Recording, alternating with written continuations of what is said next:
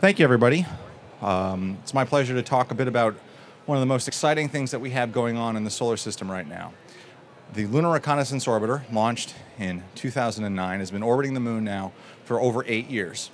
Of course, on the moon, we don't care about Earth years. What's most important is that we've been at the moon now for over 100 lunar days, about 100 months. That means we've been able to observe and measure the changes that occur on the moon with time. What LRO has done is brought the moon into the fourth dimension. We've mapped the moon now with spatial resolution unparalleled in planetary science. But we're also now mapping the moon in the fourth dimension, time. So I'm going to talk a little bit about some of the advances that we've made in our understanding of the moon with this fourth dimension. Can I get the next slide, please? LRO has 7 instruments. We're all familiar with the spectacular images that come from the narrow-angle camera. In addition to the narrow-angle camera, we have a wide-angle camera that maps the moon at about 100 meters per pixel, as well as topographic products from the Lunar Orbiting Laser Altimeter, radiation detector, radar, temperature measurements from Diviner, an instrument that measures the reflected starlight in areas of permanent shadow. With all of these different data sets, we're able to precisely locate locations on the moon, and now, with the benefit of being at the moon for over 100 lunar days, map changes to the surface of the moon. For the first time ever, we're able to see new impacts forming. We're able to see landslides that have developed. We're characterizing uncommon events. You may be familiar with the large solar flare that happened recently, so we're able to measure radiation events at the moon and its effect on the lunar environment. Next slide, please.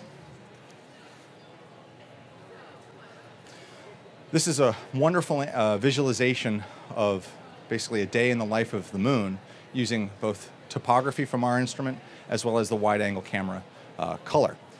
This shows that over the course of one lunar day, what we see from the Earth, of course, changes, but with our high-resolution view of the moon from our instruments, we see smaller, more subtle changes that occur. Next slide, please. This is a mosaic from the wide-angle camera. Now, you may think it's one image that was stitched together.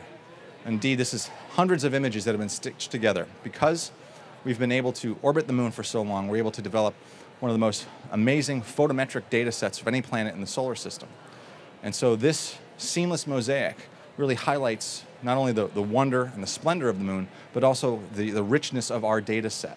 With the data from the wide-angle camera, we can not only produce wonderful monochromatic or black and white images, but also color images that highlight the compositional differences that we know exist on the lunar surface. Next slide, please. I'm going to talk a bit about one of the most exciting results from LRO, and that's the observation of new impact craters forming on the moon. The narrow-angle camera observes the moon in very small, I call them postage stamps, and by taking images of the same part of the lunar surface at different times, separated by several years, we can actually identify changes. So what you see here is a back and forth before and after of an impact crater that formed on the moon. This is the ratio of the before and after, and as this plays through, you'll see that we're able to not only see the impact crater that formed as a result of this impact, but also the distant ejecta and different types of ejecta that we see, bright and dark ejecta rays. This is pretty much, in my mind, one of the most spectacular discoveries from LRO, is that we're able to observe these craters. The moon is providing us with a natural laboratory for understanding impacts on airless bodies in the solar system. And by understanding the size and frequency of impacts on the moon, we can understand what's happening not just to the moon, but to the Earth, and by association, other planets in the solar system. So the observation and detection of these new impact craters really gives us a keen insight into the changing effects of impact craters. Next slide, please.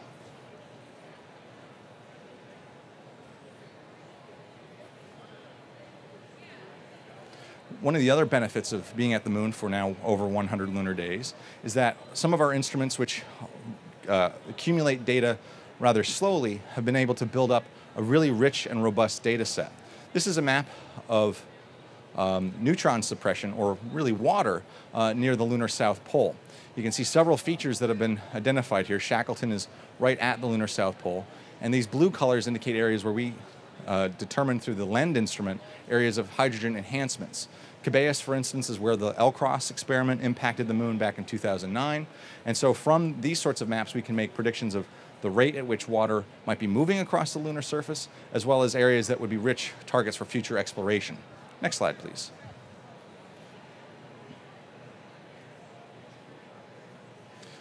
Another benefit of long-duration lunar missions is that we've been able to accumulate not just multiple images to determine the rate at which the surface is changing. We can also use images to create very high-resolution topographic models of areas of interest on the moon. So for instance, this volcanic feature on the near side of the moon has one of these beautiful high-resolution digital topographic models, or DTMs, that we were able to construct at about 2 meters per pixel. These high-resolution topographic maps gives us really the best insight into not just the shape of the surface of the moon, but an insight into the processes, for instance, in this case, lava flowing across the surface, that have changed the surface of the moon. Because these topographic products require multiple images, it's taken us many years to accumulate more and more of these sort of duplicative or multiple images of the same site so we can create these wonderful maps. This is not just a tool for science, of course, but for future exploration. Any place that we want to visit or land, we'd certainly want to have the topography at this resolution. Next slide, please. So in conclusion, the LRO mission, which is now ongoing, we're funded to operate for another 1.5 years at least, and we'll be exploring funding opportunities to continue the mission beyond that, has given us incredible insight into the moon, our nearest neighbor in space, and really the cornerstone for our understanding of all planets in the solar system. Our data is publicly available through the NASA PDS, and we're actually going to be highlighting our results in 2 sessions tomorrow, the poster session in the morning and the oral sessions running all afternoon. And with that, I thank you, and I'll take time for some questions. Thank you.